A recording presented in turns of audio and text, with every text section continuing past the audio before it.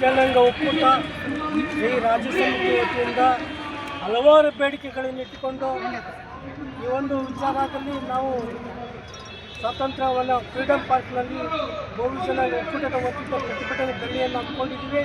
ಇದರ ಮುಖ್ಯ ಉದ್ದೇಶ ಏನಂದರೆ ಬೆಂಗಳೂರು ನಗರ ಆನೇಕಲ್ ತಾಲೂಕು ಜಿಗಣಿ ಹೋಬಳಿ ಮಾಂತಲಿಂಗಪುರ 2012ರಲ್ಲಿ ಬಹು ಜನಾಂಗದವರಿಗೆ ವಸತಿಯನ್ನು ಹೀನರಿಗಾಗಿ ಮಾನ್ಯ ಸರ್ಕಾರ ವತಿಯಿಂದ 15 ಎಕರೆ ಜಮೀನನ್ನು ಕಾಯ್ದಿರಿಸಲಾಗಿತ್ತು. ಆದರೆ ಇದುವರೆಗೂ ಬಂದಂಥ ಸರ್ಕಾರಗಳು ಬಹು ಜನಾಂಗಕ್ಕೆ ಅನ್ಯಾಯ ಮಾಡ್ತಾ ಇದ್ದಾರೆ ಅಂತೇಳಿ ನಾವು ಇವತ್ತು ಸರ್ಕಾರಕ್ಕೆ ಮನತಟ್ಟು ಮುಖಾಂತರ ಈ ಒಂದು ಪ್ರತಿಭಟನೆ ಧರಣಿಯನ್ನು ಮಾಡ್ತಾ ಇದ್ದೀವಿ. ಮುಖ್ಯ ಉದ್ದೇಶ ಹಾಗೇನೆ ಬೆಂಗಳೂರು ಆನೇಕಲ್ ತಾಲೂಕು ಜಿಗಣಿ ಹೋಬಳಿ ಅದೇ ಪಕ್ಕದಲ್ಲಿ ಬೂತನಹಳ್ಳಿ ಗ್ರಾಮದ ಶ್ರೀ ನಾಲ್ವಡಿ ಕೃಷ್ಣರಾಜ ಒಡೆಯರ ಸಮುದಾಯ ಭವನಕ್ಕೆ ಮತ್ತು ಪ್ರಾಥಮಿಕ ಆರೋಗ್ಯ ಕೇಂದ್ರಕ್ಕೆ 30 ಗುಂಟೆ ಸ್ಕೂಲ್ಗೆ ನಮ್ಗೆ ಕೊಡಬೇಕಂತೇಳಿ ಈ ಹಿಂದೆ ಸರ್ಕಾರ ವತಿಯಿಂದ ರೆಗ್ಯುಲೇಷನ್ ಆಗಿ ಸರ್ಕಾರ ಅಧಿಸೂಚನೆಯನ್ನು ಹೊರಡಿಸಿದೆ. ಇದುವರೆಗೂ ಅದನ್ನು ಸಹ ಕೊಟ್ಟಿಲ್ಲ. ಹಾಗೆಯೇ ಕರ್ನಾಟಕ ಉಚ್ಚ ನ್ಯಾಯಾಲಯದಿಂದ ನಮಗೆ 10 ಎಕರೆ ವಿದ್ಯಾಸಂಸ್ಥೆಗೆ ಕೊಡಬೇಕಂತೇಳಿ ಈಗಾಗಲೇ ಬೆಂಗಳೂರು ನಗರ ಹೃದಯ ಭಾಗದಲ್ಲಿರುವಂಥ ಏನು ಕೆಂಗೇರು ತಾವರೆಕೆರೆ ಹೋಬಳಿ ಗಂಗಪ್ಪನಹಳ್ಳಿ ಸರ್ವೆ ನಂಬರ್ ಸರ್ಕಾರಿ ಜಾಗ 13ರಲ್ಲಿ ಈಗಾಗಲೇ ಕರ್ನಾಟಕ ಉಚ್ಚ ನ್ಯಾಯಾಲಯದಿಂದ 10 ಎಕರೆ ಕೊಡಬೇಕಂತೇಳಿ ನ್ಯಾಯಾಲಯದಿಂದ ಆದೇಶ ಆಗಿದೆ. ನ್ಯಾಯಾಲಯ ಆದೇಶ ಆಗಿ ಕೇವಲ 4 ತಿಂಗಳ ಒಳಗಡೆ ಅವರೆಲ್ಲ ಸವಲತ್ತುಗಳು ಕೊಡಬೇಕಂತೇಳಿ ಜಿಲ್ಲಾಧಿಕಾರಿಗಳಿಗೆ ಬೆಂಗಳೂರು ನಗರ ಜಿಲ್ಲಾಧಿಕಾರಿಗಳಿಗೆ ಈಗಾಗಲೇ ಆದೇಶ ಮಾಡಿ ಇವೆಲ್ಲ ಸಮಸ್ಯೆಗಳಿಟ್ಕೊಂಡು ನಾವು ಇವತ್ತು ಒಂದು ಬೃಹತ್ತಾದ ಒಂದು ಪ್ರತಿಭಟನೆ ಮಾಡ್ತಾಯಿದ್ದೀವಿ. ಹಾಗಾಗಿ ಸರ್ಕಾರದ ವತಿಯಿಂದ ಇವತ್ತು ನಾವು ಮನವಿ ಕೊಡಬೇಕಾಗ್ತದೆ. ಏನು ಕಂದಾಯ ಇಲಾಖೆ ಪ್ರಧಾನ ಕಾರ್ಯದರ್ಶಿ ಅಂತ ಜಯರಾಮ್ ಕಟಾರಿ ಅವರಿಗೆ ನಾವು ಮನವಿ ಕೊಡಬೇಕಾಗಿದೆ. ಇಲ್ಲಾಂದರೆ ಪ್ರಾದೇಶಿಕ ಆಯುಕ್ತರಿಗಾದರೂ ನಾವು ಮನವಿ ಕೊಡಬೇಕಂತ ತೀರ್ಮಾನ ಮಾಡಿದ್ವಿ. ಯಾರಾದರೂ ಅಧಿಕಾರಿ ಬರ್ತೀವಿ ಅಂತ ಹೇಳೋರ ಸರ್? ಇಲ್ಲ, ಈಗ ಅದಕ್ಕೆ ಸಂಬಂಧಪಟ್ಟಂತೆ ಪೊಲೀಸ್ ಅಧಿಕಾರಿಗಳು ಈಗಾಗಲೇ ಸಂಪರ್ಕ ಮಾಡಿದ್ದಾರೆ. ಅದರ ಬಗ್ಗೆ ಇನ್ನೇನು ಸ್ವಲ್ಪ ಹತ್ತುವಲ್ಲಿ ನಮ್ಗೆ ಮಾಹಿತಿ ಕೊಡ್ತೀವಿ ಅಂತ ಹೇಳಿದ್ದಾರೆ. ತಾವೇನಾಗಿದ್ದೀರಾ ಸರ್? ನಾನು ನಂಜಪ್ಪ ಬೋವಿ ಅಂತ, ಬೋವಿ ಜನಾಂಗೂಟ ರಾಜ್ಯಾಧ್ಯಕ್ಷ.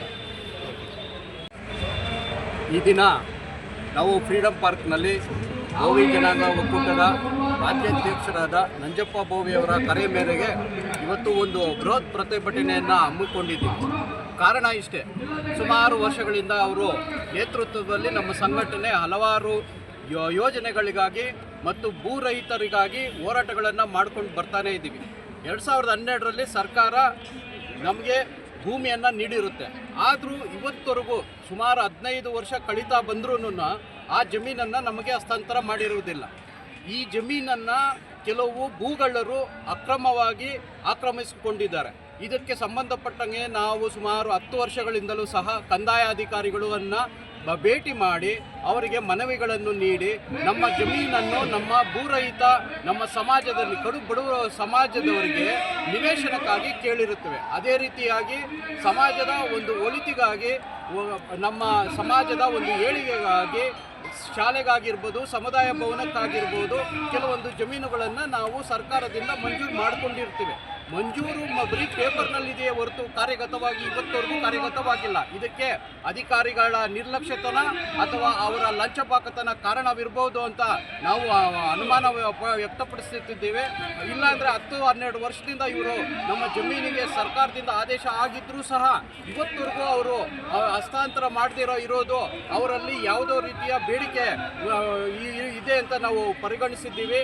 ಇದಕ್ಕೆ ಸಂಬಂಧಪಟ್ಟಂಗೆ ನಾವು ಕರ್ನಾಟಕ ಉಚ್ಚ ನ್ಯಾಯಾಲಯದಿಂದ ಆದೇಶವನ್ನು ಸಹ ತಂದಿರುತ್ತೇವೆ. ಆದರೆ ನ್ಯಾಯಾಲಯದ ಆದೇಶವನ್ನು ಸಹ ಅವರು ಧಿಕ್ಕರಿಸಿ ಇವತ್ತುವರೆಗೂ ನಮಗೆ ಜಮೀನನ್ನು ಹಸ್ತಾಂತರ ಮಾಡಿರೋದಿಲ್ಲ. ಇದಕ್ಕೆ ಸಂಬಂಧಪಟ್ಟಂಗೆ ನಾವು ಅಧಿಕಾರಿಗಳಿಗೆ ಎಚ್ಚರಿಕೆ ನೀಡೋ ಮುಖಾಂತರ ಈ ಘನ ಸರ್ಕಾರಕ್ಕೆ ನಮ್ಮ ಒಂದು ಕೂಗನ್ನು ಅಳಲನ್ನು ತೋಡಿಕೊಳ್ಳಲಿಕ್ಕೆ ಇವತ್ತು ಈ ಬೃಹತ್ ಪ್ರತಿಭಟನೆಯನ್ನು ಹಮ್ಮಿಕೊಂಡಿದ್ದೀವಿ. ಆನೇಕಲ್ ಕಂದಾಯ ಅಧಿಕಾರಿಗಳು ನಮ್ಮ ತಹಸೀಲ್ದಾರರು ಸೇರಿದಂತೆ ಅವ್ರನ್ನ ಅಮಾನತುಗೊಳಿಸಬೇಕು.